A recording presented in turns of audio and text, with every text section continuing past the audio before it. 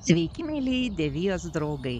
Šiandien jūsų dėmesio lauks ilgą laiką žadėta, ypatinga vyšnių uogienė, kuri buvo jau seniai nufilmuota, bet dėja dėl laiko stokos šis video negalėjo būti pilnai užbaigtas. Dėja, tik dabar atsirado šiek tiek laiko sumontuoti, įgarsinti ir įkelti šį video. Tikiuosi, kad nors ir pavėluotai šis filmukas sulauks jūsų susidomėjimo ir bus įgyvendintos jums patikusios idėjos verdant uogienės, bet jau kitais metais. Na kągi, o aš skinsiu vyšnes, kurias reikia labai gerai nuplauti ir išimti kauliukus. Nors nebūtinai, žinau, kad yra žmonių, kurie mėgsta vyšnių uogienę su kauliukais. Kadangi mes valgome vyšnių uogienę be kauliukų, tai man teks šiek tiek laiko paskirti kauliukų išėmimui iš uogų. Man tai patogiausia daryti paprasčiausiu žiogeliu. Gal yra dar paprastesnių ir greitesnių kauliukų iš vyšnių pašalinimo būdų. Smagu, jei pasidalintume patirtimi komentaruose su visais Devijos žiūrovais. Na, o kadangi šiemet buvo nuostabi vasara, kuri mums negailėjo šiltų, saulėtų dienų ir stebino gausių įvairių uogų derliumi. Tikiuosi, kad visi suradome laiko ne tik patinginiauti prie vandens telkinių, bet ir turėjome puikią progą įgyventinti įvairias idėjas, ruošiant gamtos duotas gerybės žiemai. Išėmus kauliukus, vyšnes sukrečiame į puodą storų dugnu ir užpylus cukrumi paliekame pastovėti 3–4 valandoms, o dar geriau per naktį. 1 kilogramui vyšnių naudojame 1 kilogramą cukraus. Pilną uogienės receptą, kaip visada, rasite video aprašyme. Sekančią dieną vyšnes užviriname ir verdame ant nedidelio kaitrumo apie 10 minučių. Jei susidarys putos, jas reikia nuimti. Po 10 minučių viryklę išjungiame ir uždengus puodą paliekame dar parai. Po paros uogienę vėl užviriname, verdame ant nedidelio kaitrumo vėl 10 minučių. Prabėgus 10 minučių viryklę išjungiame ir paliekame iki sekančio ryto.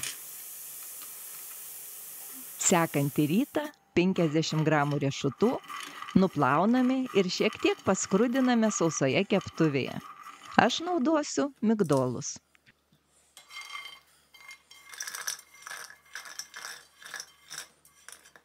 Paskrudintus ir atvėsusius riešutus susmulkiname bet kokiu mums patinkančiu būdu.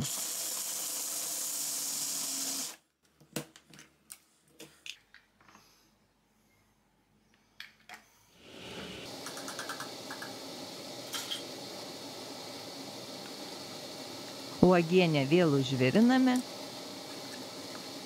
sudedame susmulkintus riešutus ir ant nedidelio kaitrumo paliekame virti dar 10 minučių.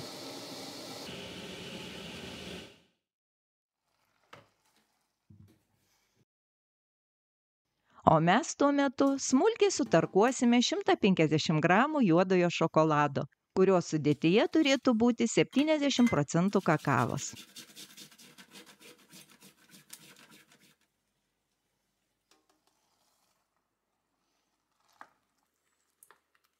Uogienei baigiant virti, suberiame tarkuotą šokoladą.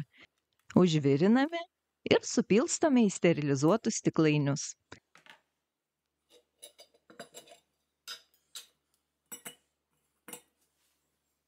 Dangtelius aš užpilu verdančiu vandeniu ir palaikau 5 minutes, o stiklainius sterilizuoju mikrobangų krosnelėje.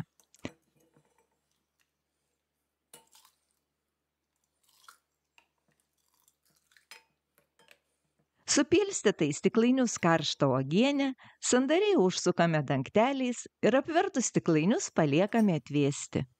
Atvėsusią uogienę perkeliame į šaldytuvą. Ir jau porą dienų pastovėjusi uogienė bus tiršta ir kvepianti šokoladu.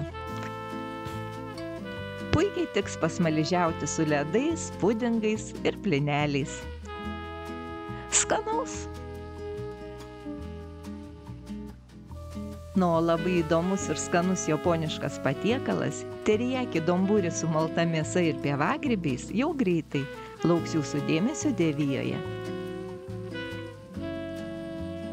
Ačiū, kad buvome kartu. Ačiū, kad vertinate video receptus piršteliais, rašote komentarus ir dalinatės patikusiais receptais su draugais socialiniuose tinkluose. Puikaus visiems laiko ir gardžių patiekalų. Iki.